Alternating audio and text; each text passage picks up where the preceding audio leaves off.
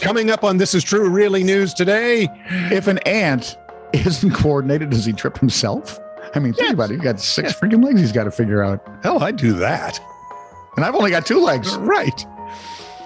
How does really, between the 2, I've got 1 functional. There we are. No. Today on Which is why sometimes I can be hopping mad. Oh, Lord.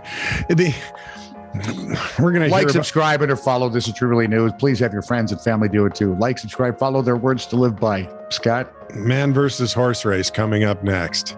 Attaboy. This is True Really News with Scott Combs and Tony Vercanis. All the news you're about to hear is true. Really? As far as you know. Okay, now, if your last name was Laprade, Lap Raid, how would you pronounce your name? Laprada?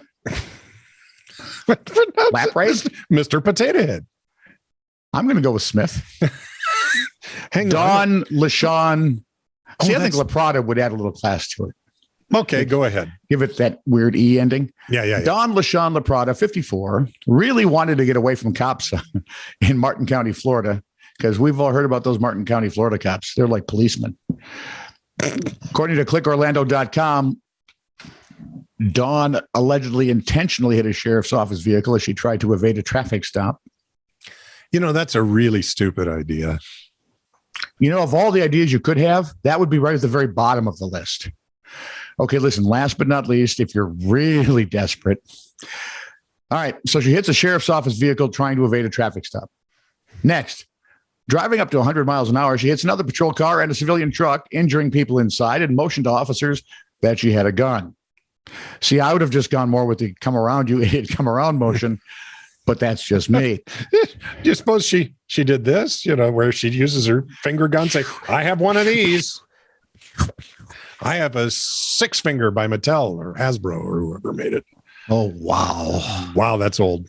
Don't remember my kids' names, but that I remember. Yep. It was right about the time you could buy the little James Bond briefcase with yes, you could. The gun and the silencer and the briefcase would open up into a rifle with the handle was a scope. Boy, but the real coup de grace came when officers finally caught up to her. Okay. She threw a fake snake at them. So let's see. We've hit vehicles. We've injured people. We've told police we have a gun, which is, by the way, never, ever smart. A good move. No. And then she throws a rubber snake at them, I'm guessing. What other kind of fake snakes are? I suppose a stuffed one. Stuffed. Get back, guys. It's a stuffed snake. I know how to deal with these. We're going to have to get a stuffed snake wrangler. Oddly enough, she was arrested, booked, and held on $90,000 bond. You think? Go figure. The grueling man versus horse race was held the other day. And trail runner Ricky Lightfoot, just let that sink, became only the 3rd person to win the race since it started in 1980. Didn't we do this? No. Did you? I don't recall this. I thought we've done this, but I could be wrong because I don't remember how I got down here. So what's the worst that could happen if we've done it? That means we've done the story twice. Yeah. Okay. He had to come out on. It'll be when we're dead and we're famous. Yeah. It'll be a trivia answer. He had come out on top against 1,000 runners and 50 horses with a time of 2 hours, 22 minutes, 23 seconds. Is that still ringing bells? Yep. Because I thought if you're going to race a horse, you want to do it in the shorter distance. You do, because it takes them a moment to get going. Whereas you start off fast and hope to God the end comes before they do. Anyway, go ahead. I'm going to just cut to the chase here. Please. Cut to the chase. The race he's been asked if he'll enter the Grand National next. Yeah. It'd be great if I could win the Grand National. It would be wonderful. I've never rode a horse in my life. I once rode a donkey at Blackpool Pleasure Beach, though. And see, that's the line I wanted. That's the one we've done. Actually, it's the one you've done. The last time we recorded. I did that last time? Mm-hmm. I'm an idiot. Your turn. Mm-hmm. Well, you can do a different story if you'd like, because I know the editor and he could fix that.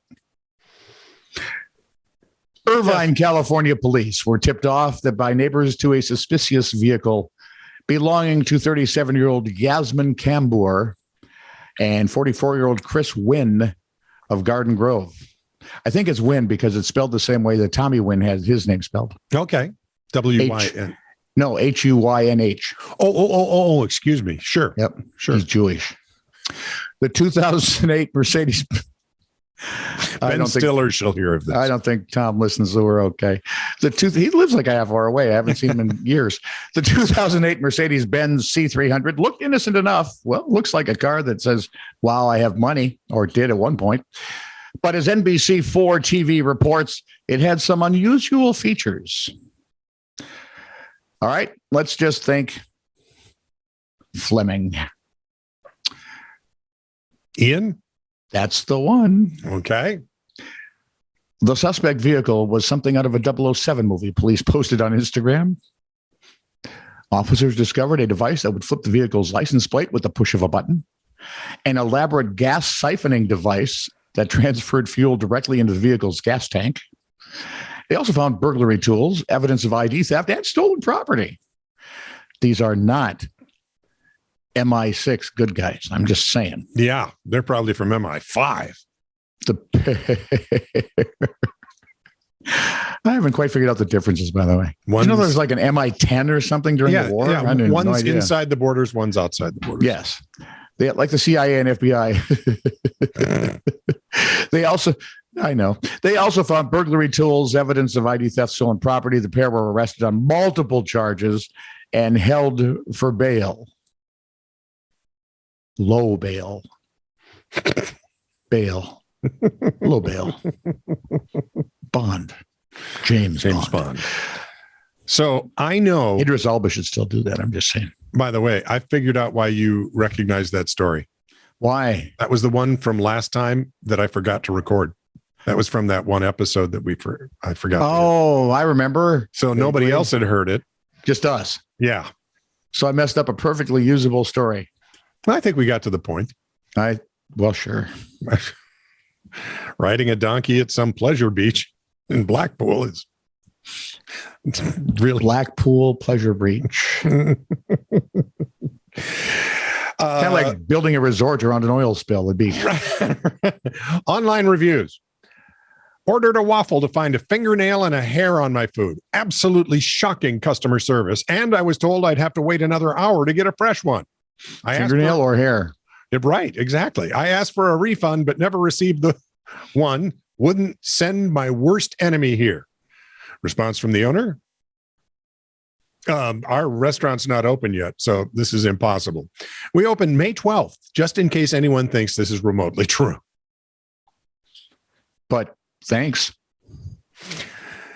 They have 1-star review. They have a problem. How could you be that? I mean, even I wouldn't be dumb enough, right, to try and review a place that I had never been to and couldn't have been to. What is the thing with people in these reviews? Because I may review a place I might have been to but didn't go to. Yeah. Don't look at me like that, you stupid stuffed seal. They have a problem with veterans here. Answer from the owner. I am a veteran and I own the business. I assure you we do not. We have a problem with people like you who harass female employees of our business. It's not acceptable to make women feel unsafe and fearful at our business, and that is why you got kicked out. You need to address your predatory behavior and not try to lash out at a business for identifying it. Ooh, that was well done. Yep. 1-star review from Rob Smith. I really did not enjoy this Japanese restaurant at all. It was not authentic Japanese food.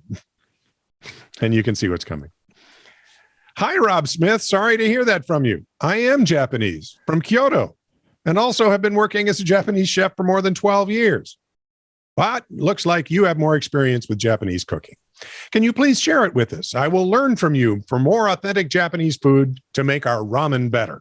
Thanks. Sensei. This is true, really news. Send email to titr@netradio.network.